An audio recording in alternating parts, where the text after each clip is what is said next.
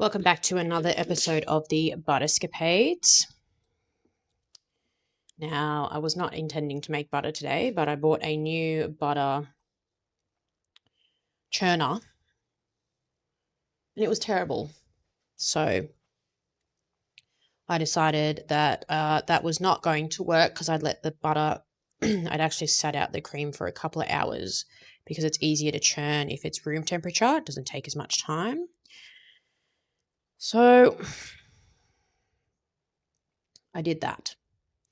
And then because the butter churner was terrible, I then decided that I was just going to not waste the cream and get out my mixer, which is ultimately what I now recognize and realize as what I should have done in the first place instead of messing around with the butter churner. I thought, oh, the gimmick of me actually turning it and doing it myself was going to be, I really had a glorified view of what that would look like, feel like. And it just did not. It just was not it. I would much prefer the easier path, so it seems, which is put the butter in the mixer, turn the mixer on, and let it work its magic. So that's where we're at. So you have caught me at the time of now rinsing the butter.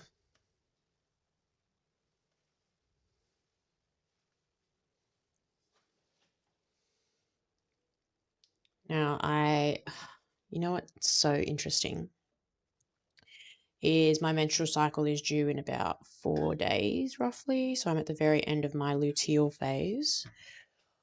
But I had the most strange self-awareness moment on a meeting earlier this morning.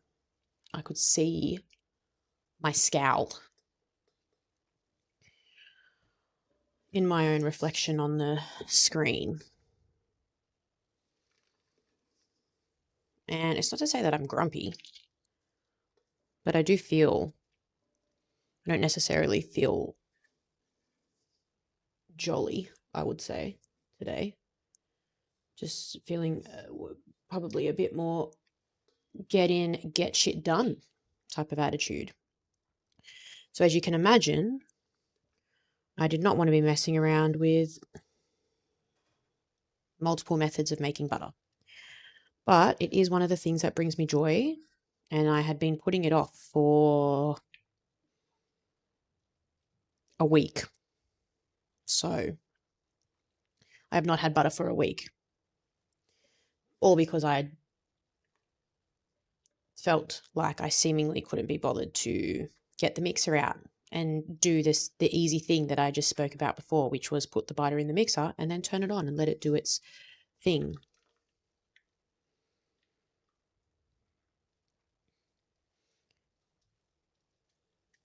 Okay, so I decided to use half of the cream, and I will leave the rest of the cream for something else or make another batch of butter later. But for now, I need to empty out this buttermilk into a glass jar, which I did not prepare earlier, so I'm going to need to wash my hands and do that. And then I'm going to go through and rinse my butter. I am not going to go through the effort of straining the buttermilk. Just going to pop that bad boy all in there. A little bit of spillage, but that's okay. It's quite thick today.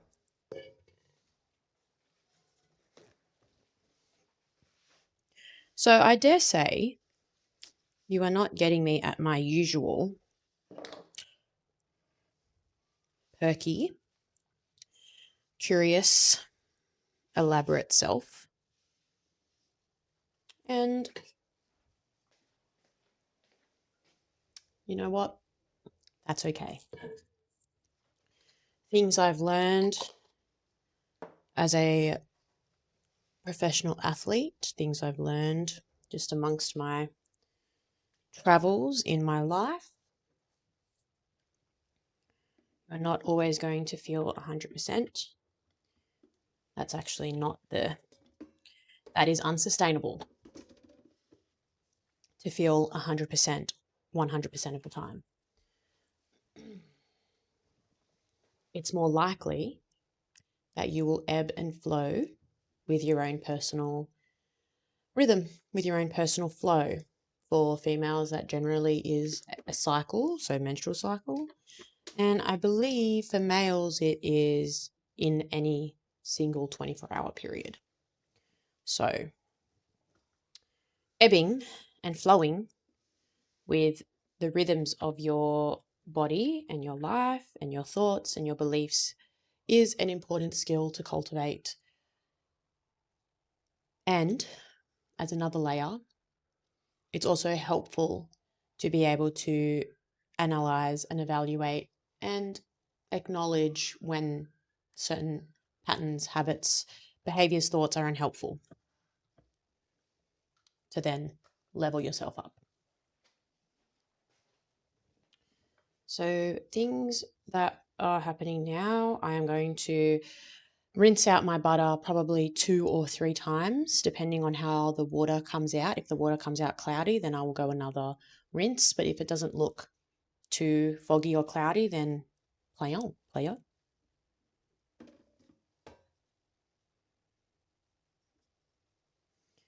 So when I speak of cloudy, I'm about to show you exactly what I mean. So pull all of this off.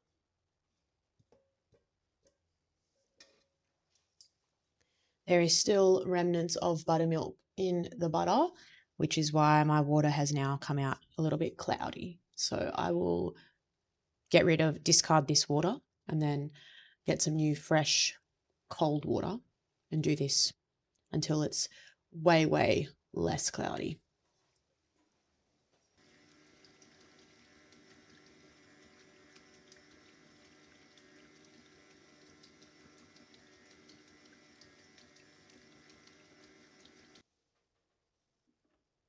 Now the reason I'm just getting rid of the butter off the tool is so that it doesn't drip when I take out the bowl to discard the water. But as you can see,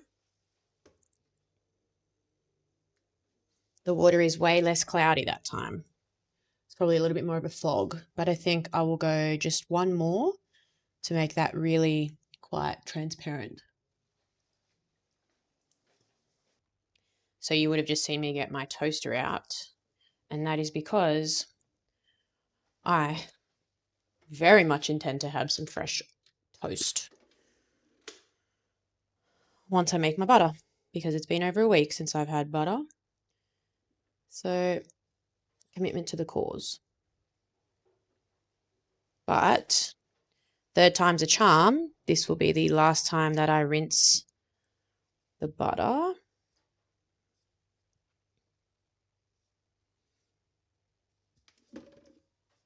Because that is good enough for me. Way, way less cloudy. So, some previous recent developments that have been unfolding. Last week, I went and did a modeling photo shoot. And it still cracks me up because in front of a camera, I feel in that capacity where I knew they were going to tell me how to pose and what to do. It was it felt vulnerable and it felt awkward. It made me feel naked, even though I was wearing clothes. And this butter looks really good. Just going to have to, it's a bit wet. So I'm just going to need to use this same hand done here. Oh, I can't wait to eat this.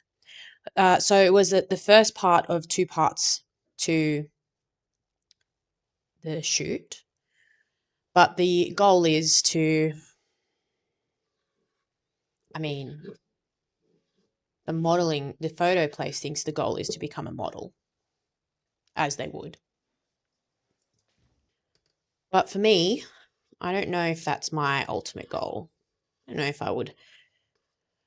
It's hard to think about it in that way, of maybe see myself as a model in catalogs or, posing in fashion style. But I certainly did come away thinking that, if anything, or at the very least of this, it has encouraged me to want to pursue feeling better about and being better about confidence in front of a camera, confidence posing in front of a camera, confidence being seen in that way. Because my photographer was chef's kiss. And when I say chef's kiss, I don't mean in the sense of like attractive, or not to say that she wasn't attractive. Aesthetically, she was attractive, but it was more about her confidence that she oozed when she showed me how to pose, and she made it look so seamless, so seamless. So that was something that I took away from that, is learning from her the poses and the style, or like a kind of like a system for doing modeling. And so what comes of that, the first part of it was the actual shoot itself. The second part of that, and in this shoot, I sat in a room. I rocked up at the time that they told me to rock up at. Wow, this butter is so soft today. I rocked up at the time that they told me to rock up at, which was about 15 minutes early. They had me sitting in the room by myself to build anticipation, I'm guessing. And it was small. From the front, the building didn't look like anything extravagant. But when I went inside, when they took me upstairs, the whole floor just opened up, and it was an open space. They had rolls of, background paper, props, lighting, all of the things. And I just did not expect that when I walked in at the front, even though I knew it was a photo studio. Figure me that. But that is a lot of salt, I think. I had my makeup done, and she did it, the lady, Marina, I think her name was. Oh, man. A good makeup artist. Really good makeup artist. And she did my hair. I had soft waves, which is very far out of what I would usually go with, because usually it's just either how it comes out blow dried, tied up as you see it now, or I very regularly sport a bun just because that's easiest, low maintenance. I'm very much a low maintenance hair girly. So there's that. But yeah, I looked like myself, just dolled up a little bit. A lot, actually, not a little bit. So that was really, really fun. And she took my photographer, her name was Cam. She took me to 3 different spots, and we did 3 different poses in each of those spots. So there was a lot of like sitting on a chair. There was some like on the floor. There was like belt buckles and like the looks, and like point your shoulder down like this, but keep your head up. And then there was hug yourself and all of these other random things. And I really, really had to trust the vision. I'll tell you that. So I have a viewing appointment on like later on this week, and we will see. I'm also, as part of that appointment, sitting with a producer, a modeling producer. I think I did not realize there was butter in there. Oh No. Okay. Gonna have to pause that story while I deal with this butter in here. Okay. We're back.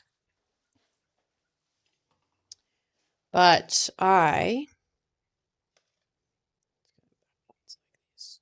it's so soft, I think, because it's room, like when I did it, it was room temperature. So, which absolutely no, am I in no way complaining. But we're just getting back to my roots with some salted butter, and I believe my butter bell will be completely full from this batch. If I can sort myself out in getting it on the spoon and into the butter bell. But I have a follow-up appointment with a producer, which is a viewing appointment in terms of the photos. I can then purchase photos. I can chat to them about what it looks like potentially pursuing a career in modeling, which in my head, every time I say pursue a career in modeling, my brain just does a massive, ah, and I don't know why. Every single time I mention the word pursue a career in modeling, like when I explain what I've done in terms of this photo shoot, my brain just thinks it's hilarious. Me, a model. And it's not to say that I don't think that I am attractive or that I am capable of being a model, because being a model is not all about being attractive. It's also about how you look, and how you present in front of a camera. Still some water oozing from my butter. But there's just something comical for me that I think I still need to work through about this all, before I can seriously, genuinely think about pursuing a career in modeling, because I don't really think that's what I want. I think it's more about having a confidence in front of the camera and not feeling so awkward.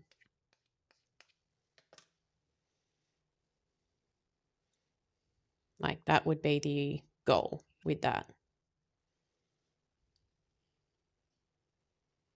as opposed to pursue a full-time modeling career, because I quite enjoy what I do now in terms of coaching and working with the NRL.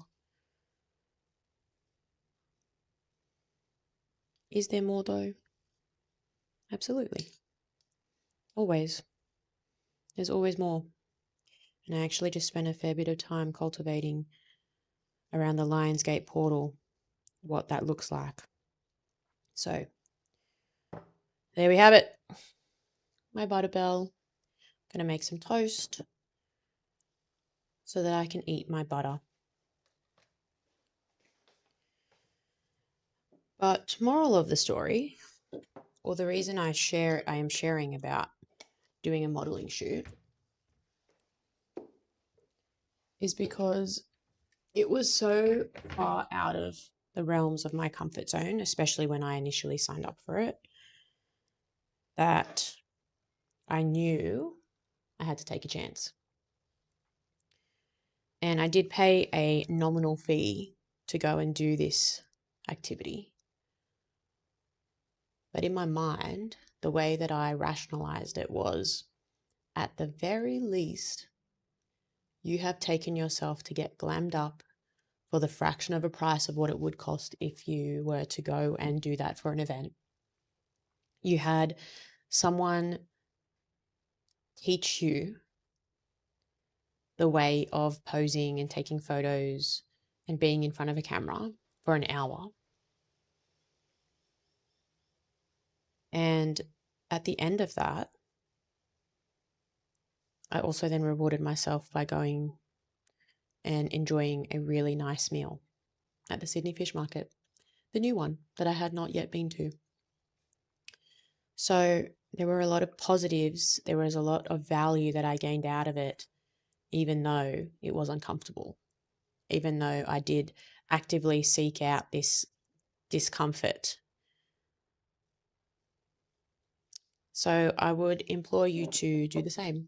If you have something that sits outside the realms of what you're comfortable with in any area of your life, it could be um, training, financially, it could be mentally, it could be within your relationships, your bonds, in your spirit or your faith. That is what extending the edges is about. That's what I'm creating in my Substack, in my life. So if you are interested in joining along, head over to Substack and subscribe to the journey of extending the edges, because I write about my journey. I post up some tools that you can use as well in your own life if you are interested in doing the same thing. But outside of that, yeah, if you like this content, if you want to see more of my Butterscapades, let me know. Either way, I'm going to keep chugging away. But if you have any suggestions, any comments, I am open to hearing them. So, adios. Get outside your comfort zone, even if it's just a little bit. And I will see you on the next Butterscapades.